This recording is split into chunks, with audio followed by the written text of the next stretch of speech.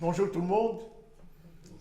C'est de nouveau un plaisir de venir ici à mon été mornay, toujours la même période, à la fin du mois.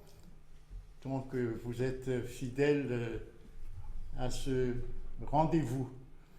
Pour les autres samedis, je suis occupé ailleurs, donc lorsque je suis libre, je viens vous rejoindre, mais souvent, je ne suis pas en mesure d'être parmi vous. J'en profite ici pour saluer ceux qui ne sont pas dans la salle. Beaucoup de personnes sont dans la salle ce matin, mais je suis sûr et certain que d'autres personnes nous suivent sur le Zoom. J'ai été frappé cette semaine par les sous-entendus de ce que le président de la République a dit avant la rencontre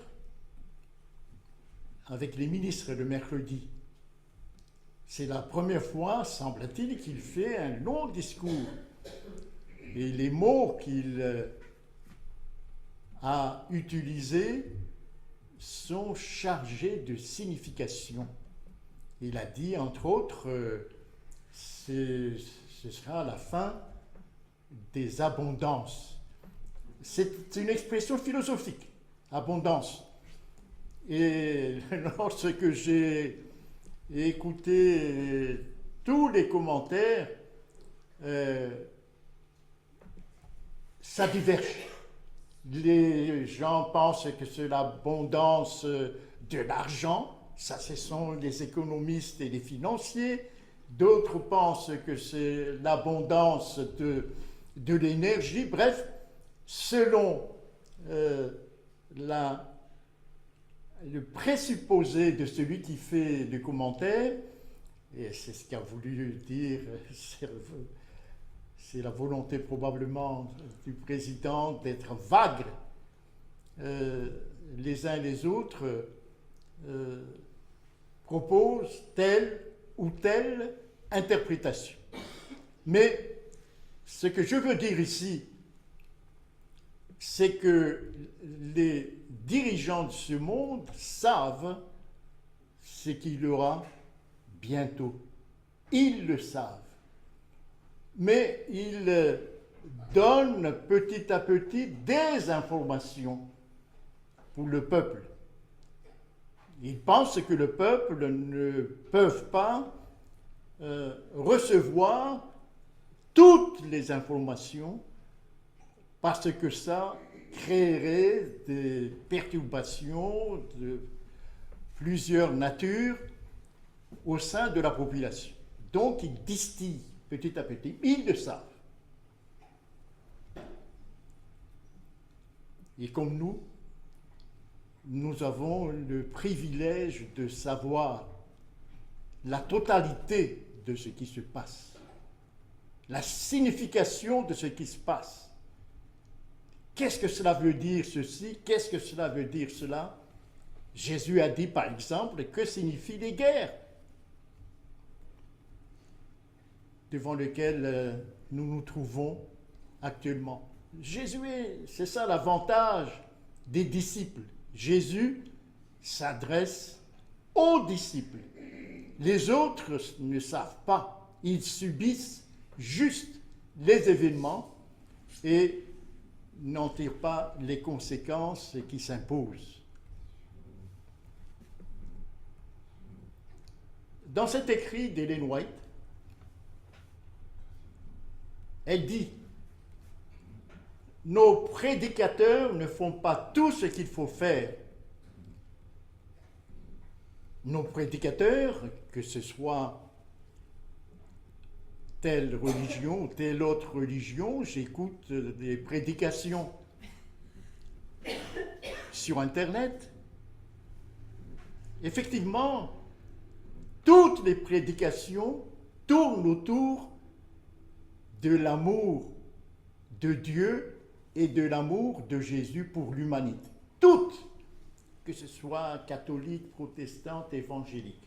C'est magnifique, puisque aujourd'hui, les gens en ont besoin dans les souffrances qu'ils connaissent. Mais il y a une autre dimension qui manque dans toutes ces prédications. Elle dit, l'attention du peuple devrait être attirée sur les importants événements qui sont, comment? Très proches. Qui sont très proches. Les signes des temps devraient être gardés toujours présents dans leur mémoire. Pour quelle raison? Pour que les gens se préparent à ces échéances. Voilà le sens de ces signes des temps. Les visions prophétiques de Daniel et de Jean, voilà les deux prophètes très importants, surtout pour ces temps de la fin. Daniel et Jean qui a écrit l'Apocalypse. Les visions prophétiques de Daniel et de Jean prédisent quoi? Une période de ténèbres et de décadence. Si vous lisez les avertissements contenus dans le livre de Daniel et d'Apocalypse, effectivement, il y aura des périodes de ténèbres et de décadence. Mais au moment de la fin, le temps dans lequel nous vivons maintenant, la vision doit parler, mais non mentir. Il faut donc révéler exactement ce qu'il en est. Et quand les signes annoncés commencent à arriver, et c'est maintenant, ceux qui attendent et qui voient sont appelés à quoi faire?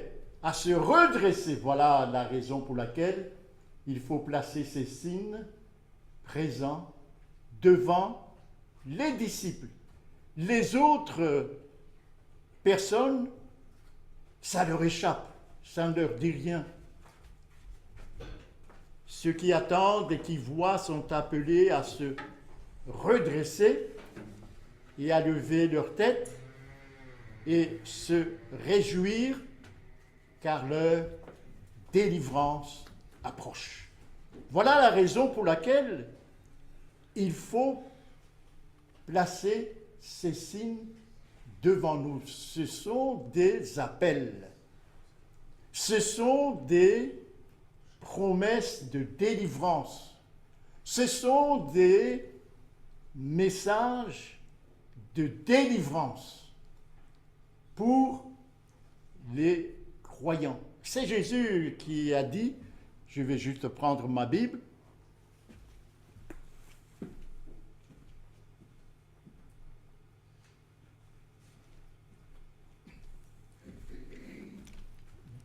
dans Luc chapitre 21,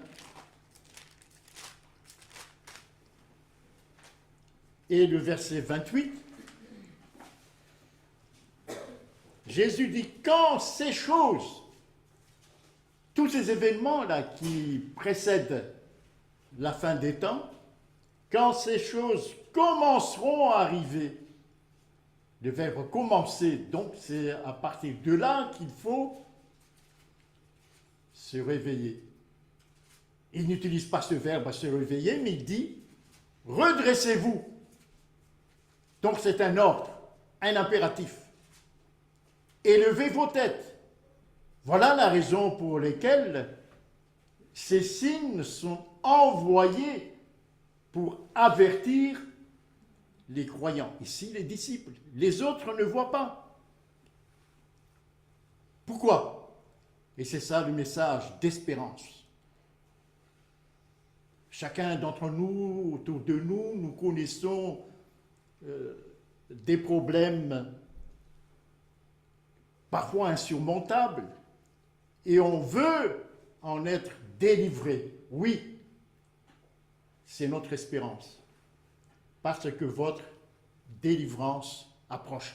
Autrement dit, la fin des temps, c'est une espérance. C'est ça qui doit être dans notre esprit, surtout les croyants.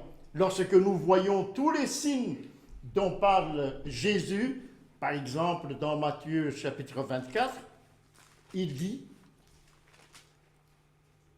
je lis à partir du verset 6 et 7, vous entendrez parler de guerre et de bruit de guerre.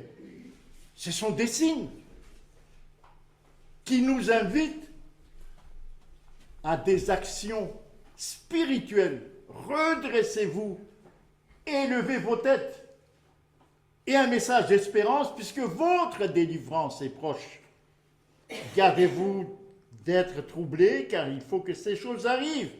Ces choses arrivent pour servir d'avertissement, un appel à un réveil pour vous, les disciples. Mais ce ne sera pas encore la fin, puisqu'il y aura des choses qui vont venir, et il va développer ça dans le verset qui vont suivre. Une nation s'élèvera contre une nation, et un royaume contre un royaume. Il y aura en divers lieux des famines et des tremblements de terre. Tout ça, ce sont des signes d'avertissement. Pour que, Jésus l'a dit dans Luc chapitre 21 qu'on vient de lire tout à l'heure, à se réveiller spirituellement. À se réveiller spirituellement.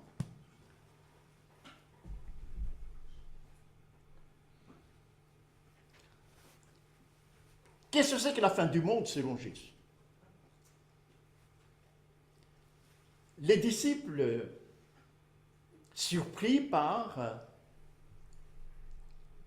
l'avertissement de Jésus devant le temple magnifique de Jérusalem, les Israéliens ont reconstitué en miniature ce temple, ces magnifiques temples, magnifiques, comme architecture, comme harmonie des lignes.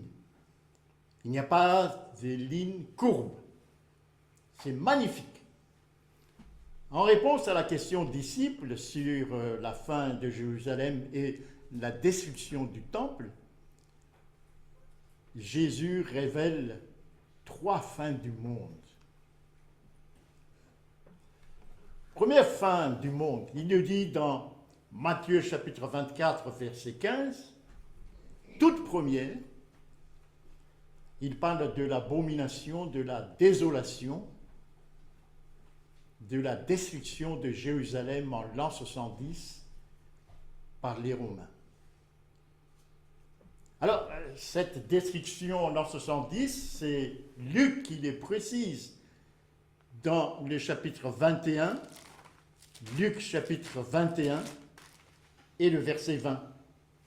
Puisque la déclaration de Jésus dans Matthieu est un tout petit peu obscure. Et c'est Luc qui le précise. Luc 21 et le verset 20. Lorsque vous verrez Jérusalem investie par les armées, sachez alors que sa désolation, c'est le vocabulaire utilisé par Daniel, sa désolation ou sa destruction est proche. Donc c'est un signe pour les croyants de voir quoi?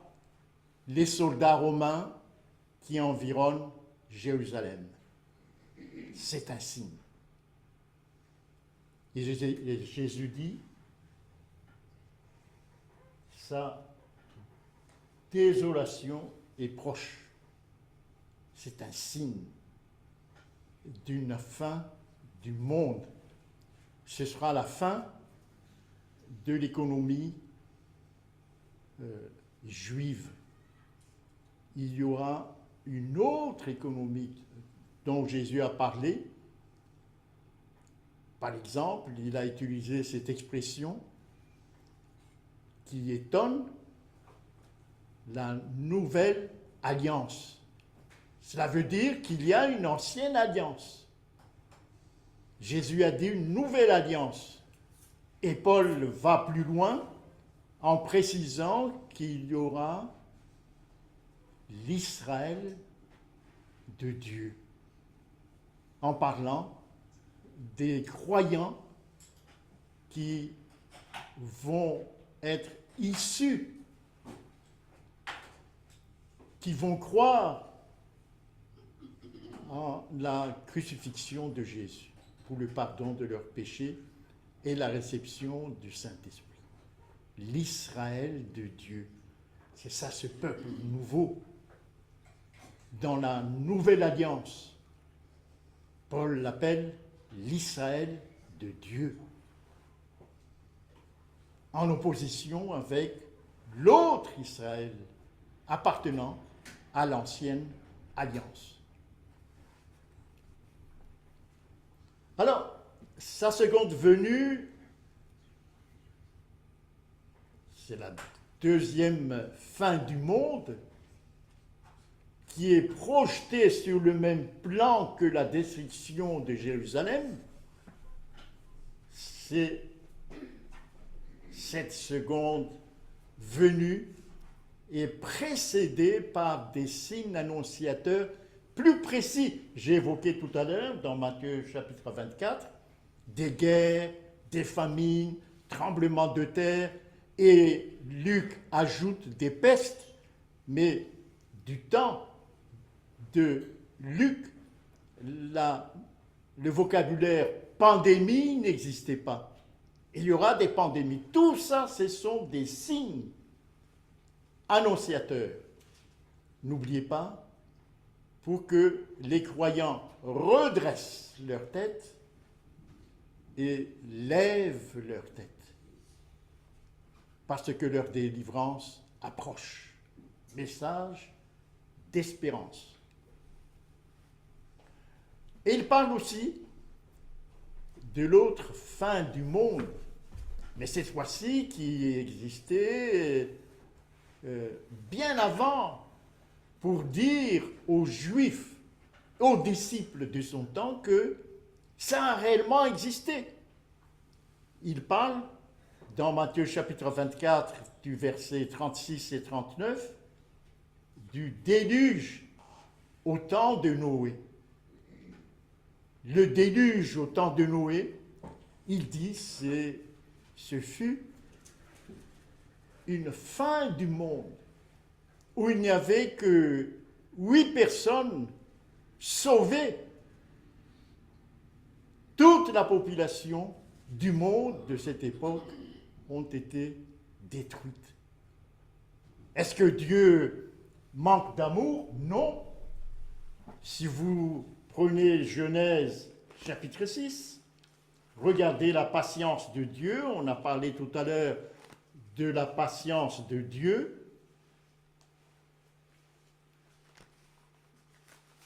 Genèse chapitre 6, la patience de Dieu. Genèse chapitre 6, pendant 120 ans, c'est le verset 3, pendant 120 ans, le prédicateur Noé a prévenu ses contemporains. Regardez la patience de Dieu. Vous voyez, Dieu ne surprend pas la fin du monde. Non, il annonce à l'avance et pendant de nombreuses années. Et qu'est-ce qui a décidé Dieu de mettre fin au monde d'alors, et puis pour notre monde aussi? C'est un invariant de l'histoire, un invariant, c'est un vocabulaire que nous utilisons en mathématiques, cela veut dire une loi constante. C'est un invariant, une loi constante de l'histoire. Regardez, chapitre 6, verset 5. L'Éternel vit que la méchanceté des hommes était grande sur la terre. Ça, c'est un invariant. C'est que les hommes sont vraiment méchants. Et que toutes les pensées de leur cœur se portaient chaque jour uniquement vers le mal. C'est un invariant de l'histoire.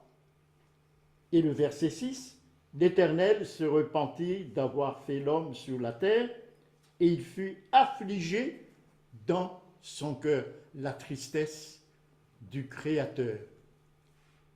Vous dites, mais est-ce que c'est le cas pour nous? Allons-y dans 2 Timothée chapitre 3. C'est le cas pour nous. Les pensées des hommes sont constamment tournées vers le mal. 2 Timothée chapitre 3. Je vais lire à partir du verset 1. C'est un signe comme du temps de Noé. Et c'est pour cela que Jésus rappelle aux gens, dans Matthieu chapitre 24, le temps de Noé. Puisque à la fin du monde, notre temps, c'est exactement pareil. Les pensées des hommes sont constamment tournées vers le mal. Et on va lire ensemble ici. 2 Timothée chapitre 3, sache que dans les derniers jours, c'est-à-dire maintenant, sache que dans les derniers jours, il y aura des temps difficiles. Lorsque Paul parle ici de temps difficiles, ce sont les pensées des hommes. Ce sont les pensées des hommes qui rendent les choses difficiles. Et voici les pensées des hommes. Car les hommes seront égoïstes. Qu'est-ce que ça veut dire? Ne pensent qu'à eux. Ne pensent jamais aux autres. Amis de l'argent. Si avec cela il y a de l'égoïsme, s'il y en a des pauvres, bon, qu'ils se débrouillent. Nous, on a fait tout ce dont nous avons besoin, tout ce que nous savons pour accumuler. Vous voyez? Fanfarons, hautains, blasphémateurs, rebelles à leurs parents, ingrats, irréligieux, autrement dit, ne savent pas ce que c'est que la religion. Insensibles, déloyaux, calomniateurs, intempérants, cruels, ennemis des gens de bien, traîtres, emportés, enflés d'orgueil, aimant le plaisir plus que Dieu, ayant l'apparence de la piété, mais reniant ce qui en fait la force, exactement comme du temps de déluge. C'est un invariant de l'histoire, la pensée des hommes constamment tournée vers le mal. Constamment tournée vers le mal. Jésus montre que la fin du monde eut lieu dans l'histoire du temps de Noé. C'est une certitude. Vous n'avez qu'à regarder le Salève. Le Salève est un témoin solide, rocheux de l'existence du déluge, mais je ne m'attarde pas là-dessus. Il montre que la fin du monde eut lieu dans l'histoire du temps de Noé et que dans le futur, d'autres fins du monde auront certainement lieu, puisqu'il y a un invariant de l'histoire, la pensée des hommes sont constamment tournées vers le mal, en particulier lors de sa seconde venue, que nous venons de lire il y a un instant. Il y a un instant. Mais longtemps, lorsque vous écoutez les nouvelles, c'est ahurissant les sommes énorme accumulé par certains qui profitent des situations actuelles pour avoir des milliards et des milliards, mis de l'argent, égoïstes, bref, nous sommes à cette époque-là. Alors pourquoi donc cette fin du monde? J'ai insisté là-dessus, c'est un message d'espérance pour les disciples. La raison, c'est pour mettre fin à une certaine économie où Satan est le maître. C'est ça la raison de la fin du monde. Et quels sont les signes? Quels en sont les signes? Alors, dans l'histoire de la destruction de Jérusalem en l'an 70, Jésus l'a prévenu dans Matthieu chapitre 24, verset 15, et Luc, que nous avons lu tout à l'heure, lorsque l'armée romaine encercle Jérusalem, sachez que la fin est proche. Vous voyez, des signes militaires pour la destruction de Jérusalem. Il y a les souffrances et bouleversements sur tous les domaines. Jésus l'a dit, on a évoqué tout à l'heure, dans Matthieu chapitre 24, versets 6 et 7, des guerres et des bruits de guerre, des famines, et ensuite tremblements de terre, et ajouter à cela, peut-être j'évoquerai vers la fin, les inondations qui se multiplient, les incendies qui se multiplient, pas seulement en France. Il y a un site qui recense dans le monde entier, en live comme on dit, tous les incendies du mois de juillet dernier dans le monde entier. Oui, tout ça, ce sont des signes pour chaque pays où il y a des incendies. Mais c'est seulement les disciples qui découvrent le sens de ces choses. Et ça va se multiplier. Ça ne s'arrêtera pas là. Et cette multiplication, cette répétition, peut-être je vais évoquer un peu plus bas, a une signification extrêmement importante. Il y a un autre signe, c'est l'apparition et le règne de l'homme du péché. Il s'agit ici du pape, de la papauté, cette omniprésence de l'homme du péché à la fin des temps est un signe. Ça, c'est Apocalypse chapitre 13. Peut-être nous reviendrons un tout petit peu là-dessus tout à l'heure. Ensuite, dans Apocalypse chapitre 13, en 1798, n'oubliez pas que nous adoptons une interprétation historique de la prophétie. En 1798, le Vatican a été décapité par Napoléon, puisque le général Berthier, au mois de février 1798, a fait prisonnier le pape, l'a obligé de traverser les Alpes avec quelques-uns de ses proches, l'amène à Valence comme prisonnier et il mourut à Valence. Et à partir de là, 1798, le Vatican n'exerçait plus sa mainmise sur le monde.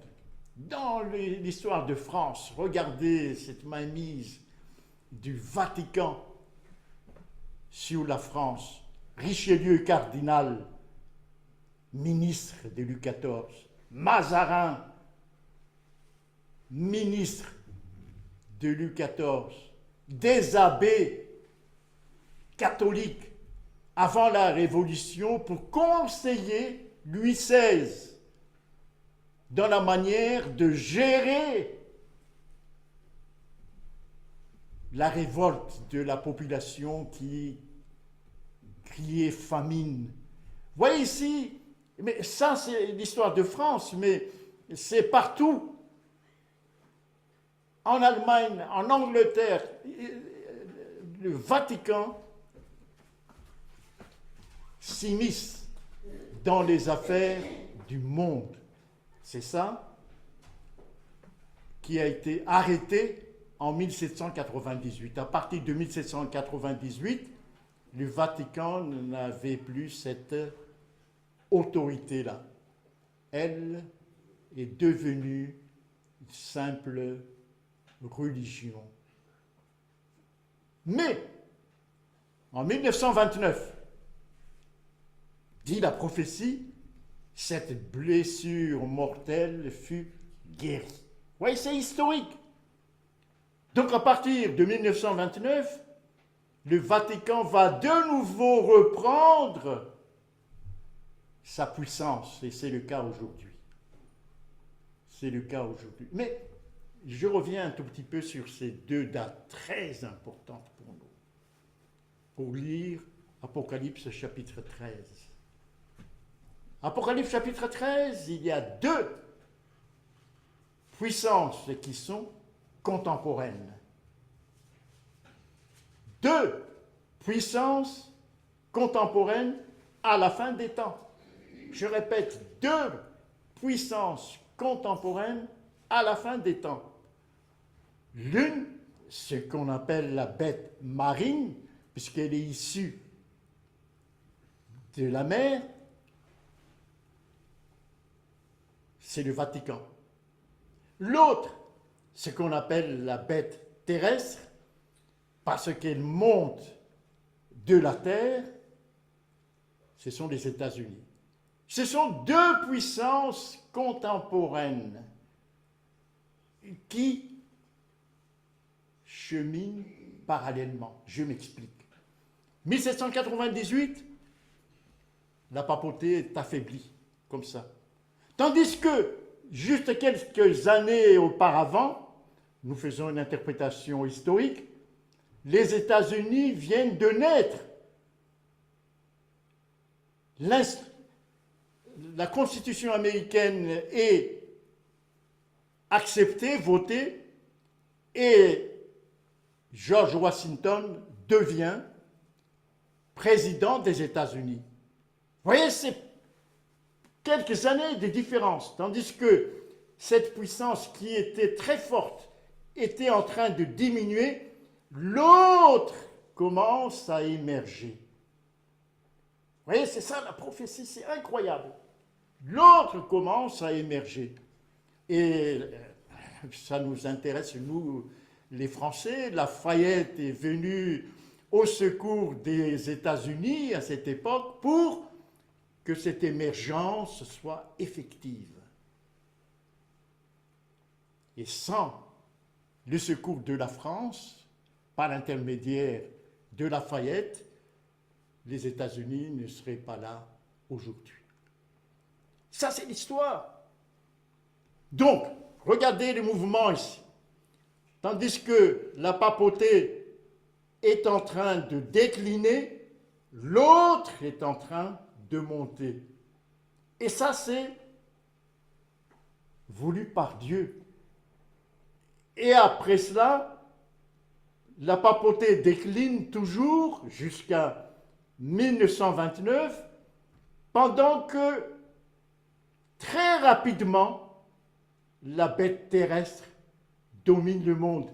Si vous lisez par exemple les livres écrits par Alexis de Tocqueville, qui était parti aux États-Unis aux environs de 1840 et qui assiste à l'émergence, il dit, extrêmement rapide.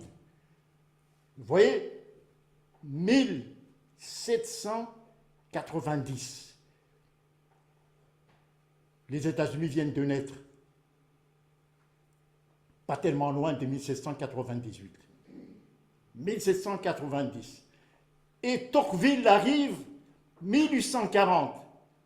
Donc, en moins d'un siècle, les États-Unis, dit Tocqueville, émergent comme puissance mondiale. Vous voyez, moins d'un siècle, à peu près 60 ans. Les États-Unis, dit Tocqueville, vous n'avez qu'à lire Tocqueville, émergent comme puissance mondiale. C'est ça l'accomplissement d'Apocalypse chapitre 13.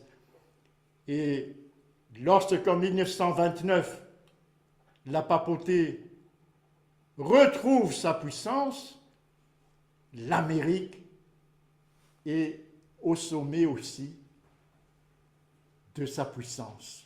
Les deux, à la fin des temps, vont cohabiter. C'est incroyable la prophétie. Incroyable la prophétie. Ensuite, toute la terre tombe en admiration devant la papauté. C'est exactement ce qui se passe maintenant. Autrement dit, Apocalypse, j'insiste là-dessus, Apocalypse chapitre 13 est un chapitre qui nous concerne maintenant. Qui nous concerne maintenant. Ensuite, Apocalypse chapitre 13, versets 11 et 12, l'Amérique surgit sur la scène internationale. J'ai évoqué tout à l'heure comment cette éclosion de cette puissance a eu lieu. Et un signe que j'ai mentionné tout à l'heure, c'est dans 2 Timothée chapitre 3, le caractère des hommes. Voilà les signes de la fin des temps pour nous. Et j'ai dit tout à l'heure, pourquoi ces signes? Pourquoi est-ce que pour enfoncer les hommes dans l'angoisse, Non, c'est pour que les croyants entretiennent leur espérance. Votre délivrance approche. Votre délivrance approche. Les temps de la fin.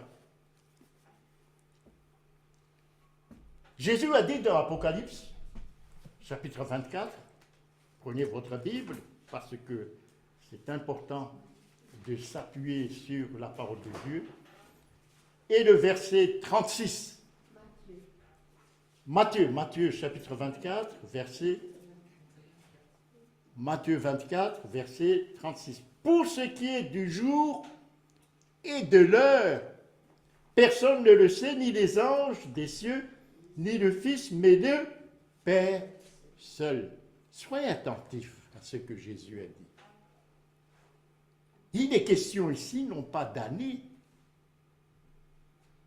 Vous avez remarqué, il est question ici de jour et de l'heure.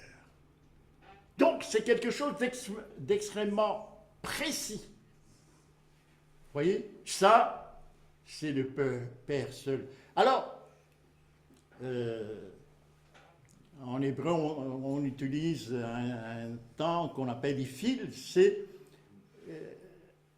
Ce serait en hébreu, c'est le Père seul qui fait connaître la fin des temps. Faire connaître. Jésus connaît la fin des temps. Il est Dieu.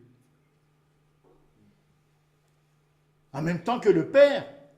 Mais pour le révéler, pour dire, voilà, maintenant, le jour et le lieu, il donne l'ordre aux anges, et il dit aussi à Jésus, c'est le moment. Vous voyez, pour faire connaître, c'est lui qui est l'autorité suprême. Alors, je suis absolument en accord avec James White, qui a fait un commentaire sur ce verset. Il dit exactement ce que je viens de dire.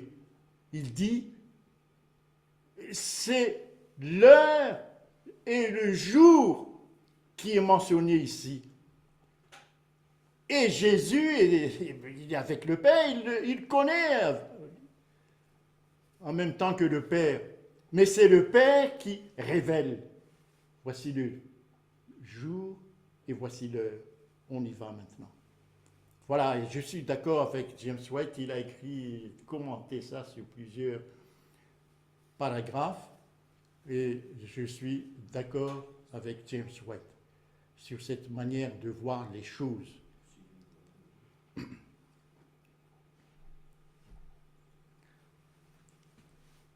Il y a 6000 ans de transgression sur la terre. La pensée des hommes toujours tournée vers le mal. La sobriété dans le manger et le contrôle de toutes les passions garderont l'intellect et engendreront une vigueur mentale et morale. Ellen White dit ici, en rapport avec la fin des temps, de faire attention au manger et au boire. Jésus l'a dit aussi dans Luc, chapitre 17. Le manger et le boire peuvent nous empêcher de voir les choses telles qu'elles sont. La puissance maîtresse de l'appétit révélera la décadence de milliers. Alors que s'ils avaient été victorieux sur ce point, ils auraient eu la force de remporter la victoire sur toute tentation de Satan. Donc si Satan remporte des victoires sur les hommes, c'est parce qu'ils sont affaiblis les hommes sont affaiblis par le manger et le boire. C'est le cas, dit Jésus, du temps de Noé, le manger et le boire. Il est dit noir sur blanc. Mais ceux qui sont esclaves de l'appétit ne pourront atteindre la perfection du caractère chrétien. La constante transgression de l'homme pendant combien de temps ici? Pendant 6000 ans, amena la maladie, la douleur et la mort comme fruit, comme conséquence. Et plus nous sommes proches de la fin, la tentation de Satan de céder à l'appétit sera plus puissante et plus difficile à contrôler. Le grand plan de la rédemption aboutit au retour définitif du monde sous la volonté de Dieu. Voilà le plan de la rédemption. C'est que tout redevient normal. Tout ce qui est perdu par le péché est restauré. Mais pas seulement l'homme, mais la terre également est rachetée pour être la demeure des croyants, des fidèles. Pendant 6000 ans, retenez bien, pendant 6000 ans, Satan lutta pour posséder la terre. Mais maintenant, la volonté première de Dieu pour sa création est atteinte. Depuis la chute jusqu'à la fin du monde, il y a donc 6000 ans. Depuis la chute jusqu'à la fin du monde, il y a donc 6000 ans. Vous pouvez vérifier ceci. J'ai essayé de le faire, mais j'ai renoncé à partir de Genèse chapitre 5. Et vous allez passer par le livre des rois, les chroniques, les petits prophètes. C'est un travail méticuleux. Et quelqu'un l'a fait, je crois que je suis venu ici il y a un mois pour montrer le gros travail de Hucher dans les années 1700 pour faire ce travail-là. Mais n'importe qui pouvait le faire. J'ai essayé de le faire, mais j'ai renoncé puisque c'est un travail. À cette époque, je me suis dit, c'est peut-être pas très important de faire tout ce calcul-là, mais tout le monde peut le faire. Tout le monde.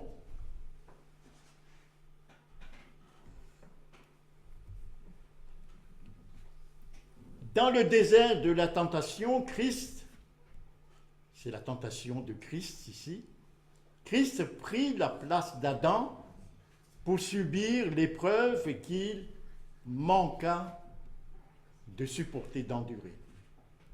Ici, Christ triompha au bénéfice du pécheur, cette fois-ci, 4000 ans. Depuis la création jusqu'au baptême de Christ, donc 4000 ans, après l'expulsion d'Adam de son habitation de lumière. Le sauveur du monde n'a pas de controverse avec Satan, qui fut jeté hors du ciel, car il ne mérita plus d'y garder sa place. Lui qui pouvait influencer les anges de Dieu contre leur chef suprême et contre son Fils, leur commanda à aimer et mobiliser leur sympathie pour lui, fut capable de toute séduction supplémentaire. Et pendant 4000 ans, il fit la guerre contre le gouvernement de Dieu et n'a rien perdu de son habileté ou son pouvoir à tenter et séduire, ici tenter le Christ, après son baptême. Sur les rives du Jourdain, au moment du baptême du Christ, la voix venue du ciel, accompagnée par l'apparition d'une excellente gloire, proclama Christ comme le Fils de l'Éternel. Satan devait rencontrer personnellement le chef du royaume qu'il cherchait à renverser. S'il échouait, il savait, Satan, qu'il serait perdu. Par conséquent, la puissance de ces tentations était conforme à l'importance de l'objectif qu'il viserait, soit perdre, soit gagner. Et pendant 4000 ans, depuis qu'il fut annoncé à Adam que la postérité de la femme écraserait la tête du serpent, Satan avait planifié la manière de mener le combat. Autrement dit, depuis la chute jusqu'au baptême de Jésus et sa tentation, il y a 4000 ans. Il y a 4000 ans. Alors, j'ai fait ces graphiques pour voir un tout petit peu toutes ces dates qui parcourent les livres prophétiques. Par exemple, dans Daniel chapitre 9, versets 24-25, c'est la traduction de ces versets, tout simplement, en rapport avec Daniel chapitre 8, verset 14, pour obtenir les 2300. Voyez? Et puis pour placer exactement 27, la date du baptême de Christ. Depuis la création jusqu'au baptême de Christ, il y a 4000 ans. Voyez? Alors, une autre fois, peut-être, je reviendrai là-dessus. 2300 soir et matin aboutit à 1844, mais il y a une autre flèche que je n'ai pas mis ici pour ne pas perturber. C'est une flèche qui devrait être au-dessus de 2300 et qui devrait être associée à une date, peut-être à un temps auquel vous n'êtes peut-être pas très familier, c'est 2520. 2520, mais bon, ce n'est pas dans Daniel 9, 24, 25.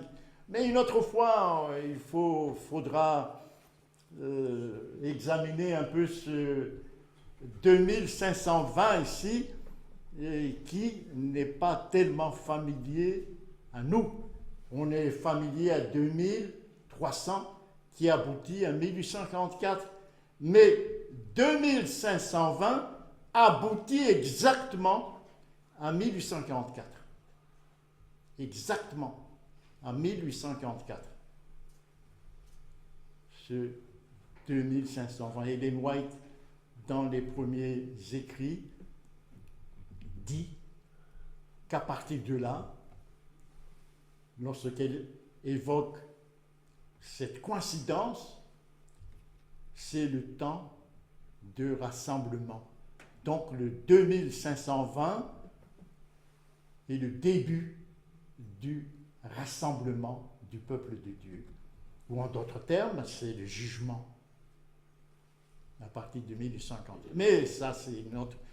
Tout ça, ce sont des études de la prophétie en détail. Je n'ai pas fait ça puisque ce schéma permet d'évoquer ça rapidement. Juste, j'évoque cela et puis un peu plus tard, on reviendra là-dessus. Alors, je résume ce qu'on vient de lire. Depuis la chute jusqu'à la fin des temps, il y a 6000 ans. D'accord? Depuis la chute jusqu'au baptême de Jésus, il y a 4000 ans. Donc, est-ce qu'on peut placer à la lumière de cela la fin du monde?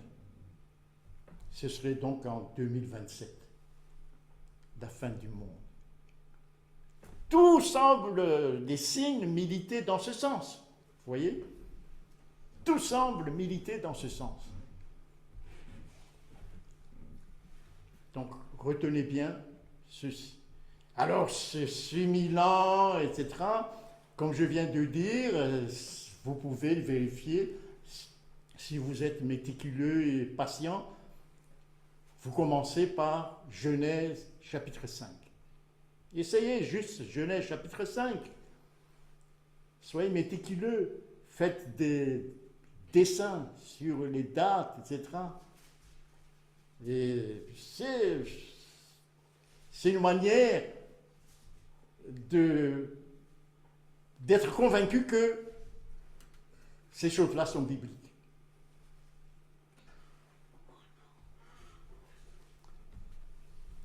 Est-ce qu'on peut connaître les circonstances et les événements? Les États-Unis, ça c'est Apocalypse chapitre 13, c'est la bête terrestre.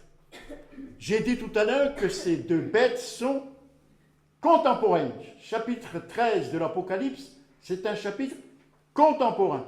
Maintenant, alors la bête terrestre des États-Unis exerce toute l'autorité du Vatican, la bête marine, en sa présence. Voilà son travail. Bon, je crois que j'ai évoqué ici, je ne me rappelle plus à quel moment, que les États-Unis sont totalement sous la coupe des Jésuites. Totalement sous la coupe des Jésuites, maintenant. Et même la Cour suprême des États-Unis, qui vient de voter une loi qui a fait du bruit, est remplie de personnes formées par les Jésuites. Alors, elle fait, qu'est-ce qu'elle va faire, les États-Unis? Elle fait que la terre et ses habitants adorent le Vatican. Puisque le Vatican est réveillé et propage partout l'œcuménisme.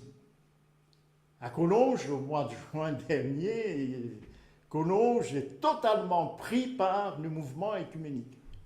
À tel point que les professeurs sont allés prendre la messe à l'église catholique de Colombe-sous-Salève. Avec des jésuites, j'ai parlé avec ces jésuites, etc. Pris dedans, ne s'en aperçoivent pas.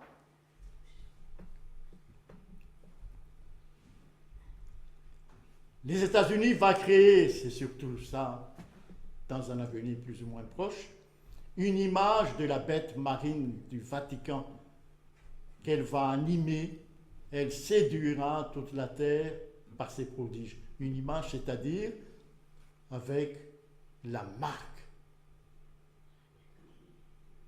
du Vatican, qui est l'adoption des 10 commandements du Vatican. À l'intérieur de ces 10 commandements du Vatican, il y a le dimanche pour adorer Dieu. Et le Vatican, en 1929, est totalement guéri de sa blessure en 1798. Et toute la terre est dans l'admiration derrière elle, dit Apocalypse chapitre 13, verset 3. Toute la terre déclare qui est semblable à elle et qui peut la combattre. Elle est très puissante. Elle profère des blasphèmes contre Dieu et son nom. Bon, lorsque vous étudiez cette notion de blasphème dans la Bible, bon, par exemple, du temps de Jésus, pourquoi les pharisiens pourchassent Jésus? Ils disent, tu blasphèmes. Qui peut pardonner les péchés, sinon Dieu seul, et toi tu blasphèmes? Oui, le Vatican, partout, les prêtres ont le droit, la possibilité de pardonner les péchés. C'est un blasphème. C'est un aspect des blasphèmes. Il y en a d'autres, mais je ne m'attarde pas là-dessus. C'est un blasphème. Il blasphème. Elle profère des blasphèmes contre Dieu et son nom. Elle va faire la guerre aux saints et de le vaincre. On va voir quand est-ce qu'elle va faire cela. Et surtout, selon Apocalypse chapitre 13, verset 5, il lui fit donner le pouvoir d'agir pendant combien de temps? Pendant 42 mois, c'est-à-dire pendant 3 ans et demi. Attendez un peu. C'est contemporain. Apocalypse chapitre 13, j'insiste beaucoup là-dessus. Donc, le Vatican aura la possibilité, il a le pouvoir, pendant 3 ans et demi, de quoi faire? De persécuter les saints. Pendant 3 ans et demi. Alors, tout récemment, j'ai reçu de Eddie Zorkin, un professeur à l'université hébraïque de Jérusalem, puisque j'ai toujours des contacts avec eux, qui rassemble, moi j'étais étonné, rassemble toutes ces un temps, des temps, la moitié d'un temps, 1260 jours, 42 mois, vous voyez toutes ces expressions, il dit, tout ça, c'est la même chose, il les montre. Il les montre. Et il utilise exactement ce qui est entre parenthèses ici, tout à fait à la fin, pour obtenir 3 ans et demi, on multiplie 42 par 30 jours, puisque il dit dans la Bible, un mois c'est 30 jours. Donc vous faites la multiplication et on multiplie 1260 jours. Mais combien ça fait d'années 1260 jours? Donc il dit, selon la Bible, une année c'est 360 jours. Moi, j'étais étonné, mais j'ai dit, mais c'est exactement l'interprétation prophétique des pionniers. Et vous obtenez 3 ans et demi. Alors je dis, et j'insiste là-dessus, qu'Apocalypse chapitre 13 est un chapitre contemporain. Donc, le pape, avec les États-Unis, tous les deux ensemble, l'image de la bête, créée par les États-Unis en accord avec le Vatican, ils vont persécuter les saints pendant 3 ans et demi. Oui, vous croyez, vous n'y croyez pas, mais c'est tout ce que je dis là est biblique. Hein? Tout ce que je dis là est biblique. Et je fais ce schéma-là. Regardez ce schéma. Nous sommes tout à fait à gauche en 2022. Maintenant, nous sommes en 2022. Et tout à fait à droite, 2027. Vous voyez bien ce schéma? Fixez bien ce schéma. À partir de 2027, vous enlevez 3 ans et demi. Et vous tombez où? Vous tombez 2023 et demi, c'est-à-dire dans 10 mois. Dans 10 mois. Je répète, dans 10 mois. Tout ce que je fais là est biblique. Hein? Je ne fais absolument pas intervenir une théologie. Nullement. Tout est biblique. Et le fameux 3 ans et demi est confirmé par l'université hébraïque de Jérusalem, comme je viens de le dire. J'étais étonné. Ah bon, les Juifs partagent exactement notre manière d'interpréter tous ces dates éparpillées ici et là dans les 2 livres, Apocalypse et le livre de Daniel. Donc la bête marine, le Vatican a le pouvoir d'agir pendant 3 ans et demi à partir de 2023 au mois de juin. Voilà ce que dit la prophétie. Je ne sais pas, mais la prophétie, bibliquement, c'est cela. Si c'est faux, bon, la Bible est fausse alors. Tout ce que je dis là s'appuie sur le fait que Apocalypse chapitre 13 est un chapitre contemporain.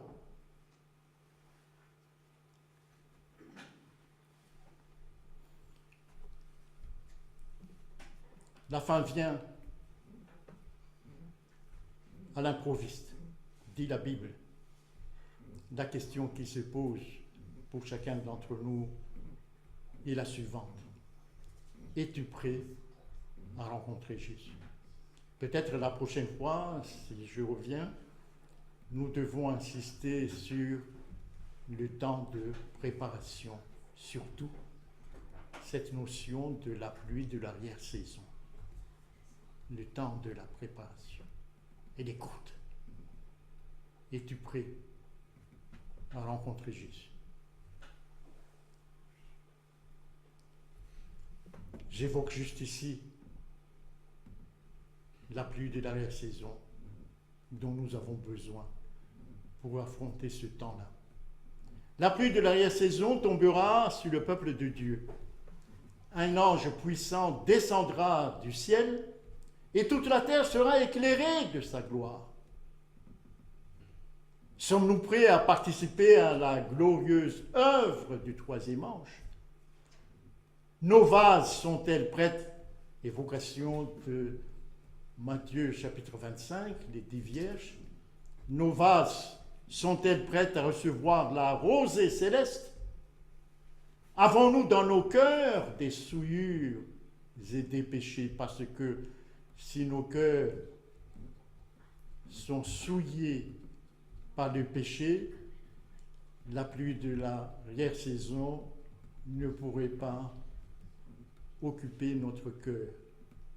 Et si c'est le cas, purifions le temple de l'âme et préparons-nous pour l'effusion de la pluie de l'arrière-saison. Le rafraîchissement venant de la présence du Seigneur ne viendra jamais dans le cœur rempli d'impureté. Un réveil et une réforme doivent prendre place sous la direction du Saint-Esprit. Le réveil et la réforme, qu'est-ce que c'est? Sont deux choses différentes. Le réveil, qu'est-ce que c'est? Implique un renouveau de la vie spirituelle. Voilà le réveil. Une dynamisation des puissances de l'esprit et du cœur. Une résurrection qui libère de la mort spirituelle. C'est ça le réveil. Et la réforme. La réforme implique de son côté une réorganisation. Un changement dans les idées et les théologies. Dans les habitudes et les pratiques. C'est ça la réforme. La réforme ne portera pas le bon fruit de justice à moins d'être étroitement associée à un réveil de l'esprit. Donc le réveil précède la réforme. Le réveil et la réforme ont chacun leur rôle à remplir, mais ils doivent marcher de pair dans cette œuvre.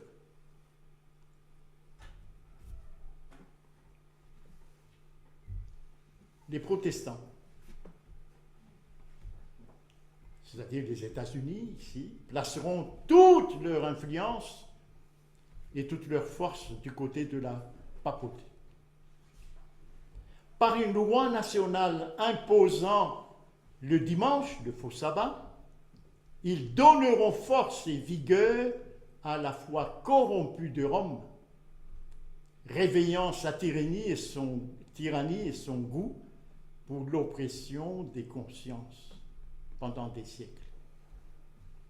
La corruption politique aux États-Unis détruit l'amour de la justice et le respect de la vérité. C'est confirmé ces derniers temps puisqu'il y a des élections actuellement aux États-Unis en rapport avec le midterm, ils appellent ça, au milieu du mandat présidentiel au mois de novembre. Et ce que l'on constate, selon les observateurs, les commentateurs des télévisions américaines,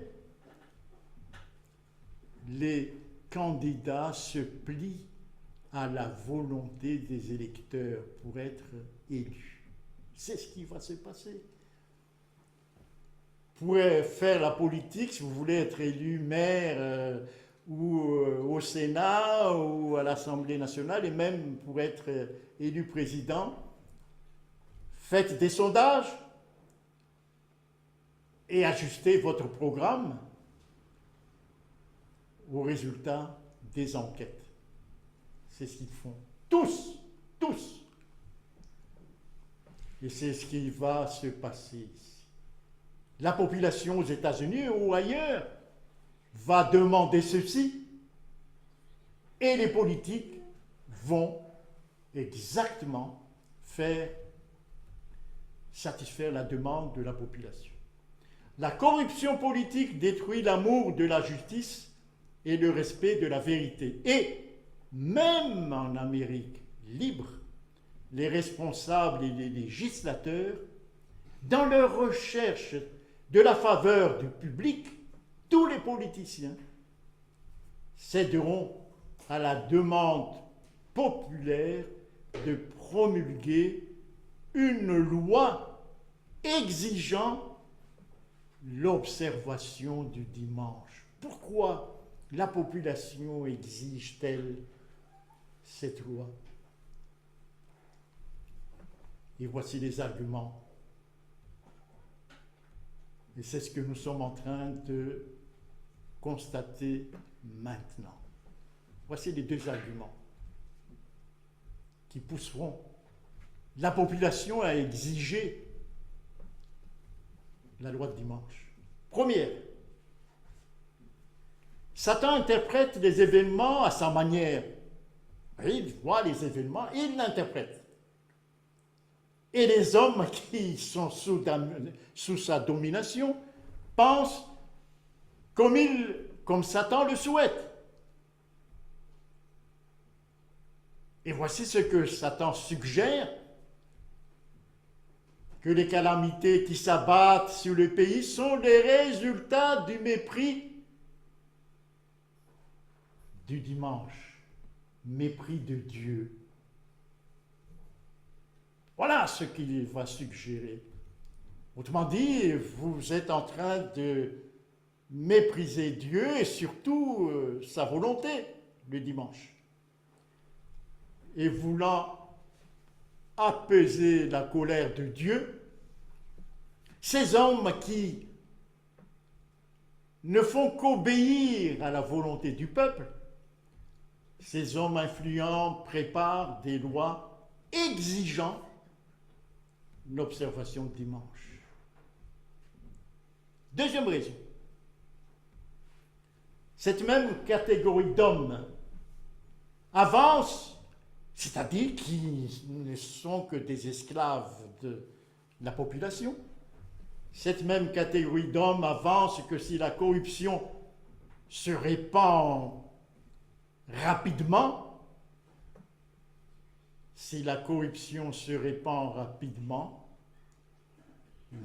dit Macron, nous ne sommes plus dans l'abondance. C'est parce que le soi-disant sabbat chrétien, c'est-à-dire le dimanche, n'est pas respecté. Et que l'obligation d'observer le dimanche améliorerait l'état moral de la société. On a vu tout à l'heure la pensée des hommes toujours tournée vers le mal. Ils s'aperçoivent qu'il y a quelque chose qui ne fonctionne pas. Ils s'aperçoivent qu'il y a toujours des incendies, il y a toujours des tremblements de terre, il y a toujours des pandémies, il y a toujours des incendies, il y a toujours de ceci, il y a toujours... Et dit, mais ça ne s'améliore pas. Il y a une raison.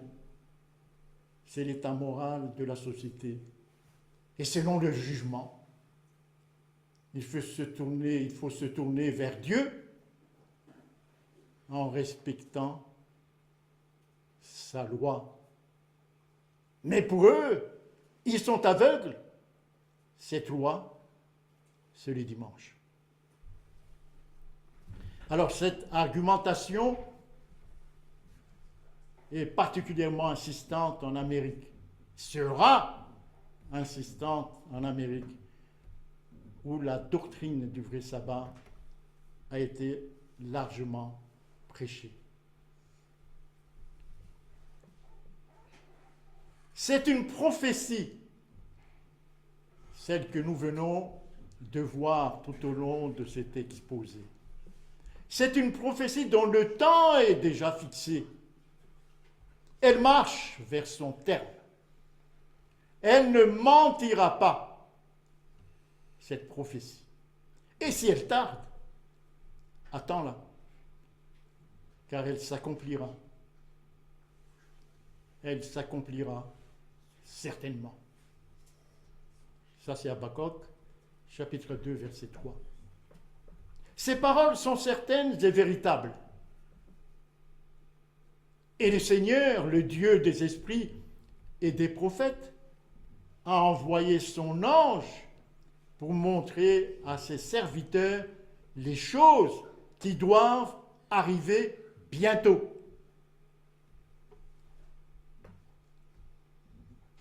Et voici, je viens bientôt. Heureux celui qui garde les paroles de ce livre. Amen. Amen. Je vous laisse contempler une dernière fois ce schéma-là. Lorsque j'ai lu la Bible, en particulier Daniel, l'Apocalypse, ce chapitre 13 de l'Apocalypse, j'ai dit, mais il y a là un message très puissant. Peut-être qu'il faudra à un moment donné révéler aux gens.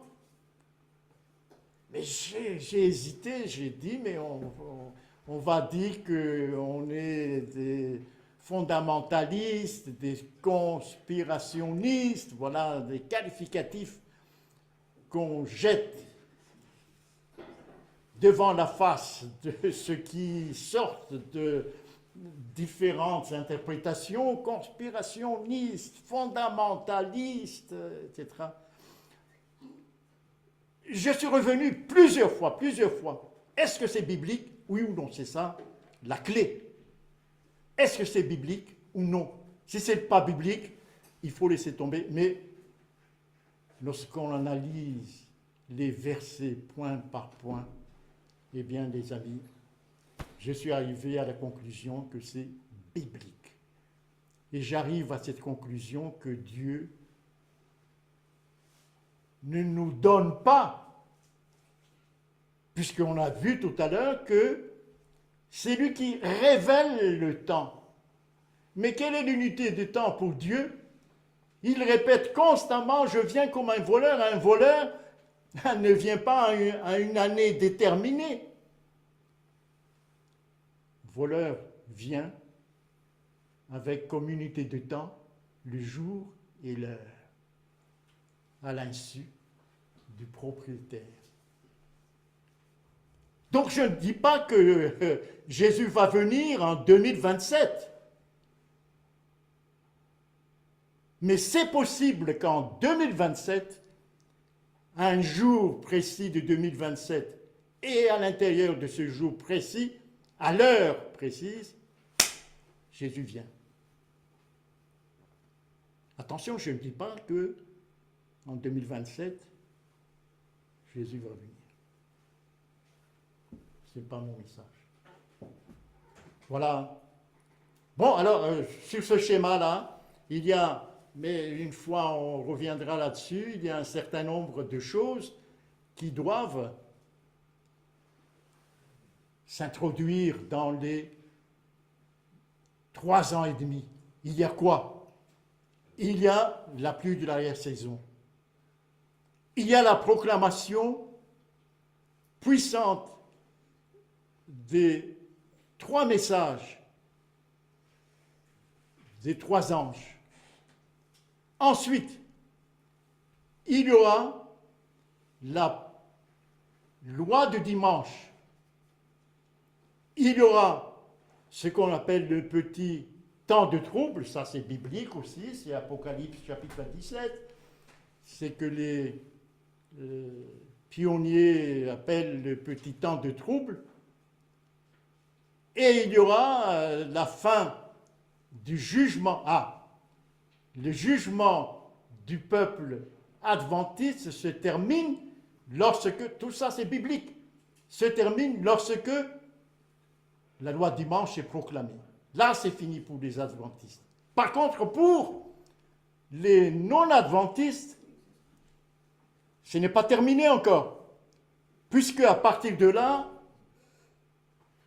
cette partie adventiste qui ne sont pas jugés, voilà, parabole des 10 vierges, proclame fortement le message des 3 anges. C'est ce qu'on appelle le grand cri, ça s'appelle le grand cri, Apocalypse chapitre 18, le grand cri. Et cela va amener ceux qui sont encore en dehors de venir rejoindre. Puisque Ellen White elle-même le dit, mais c'est biblique.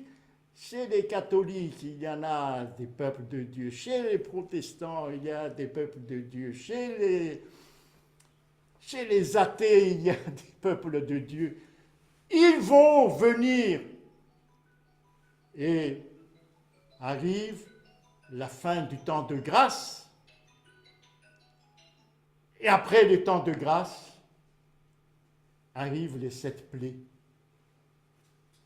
Et ce que Daniel appelle le temps de détresse. Daniel chapitre 12, verset 1. Voilà la séquence des choses qui peuvent se cadrer parfaitement à l'intérieur de ces 3 ans et demi. Lorsque j'ai réfléchi là-dessus, les choses vont vite. Les choses peuvent se caler à l'intérieur de ces 3 ans et demi. Donc, la fin est proche. Jésus dit, je viens comme un voleur. Voilà, que Dieu vous garde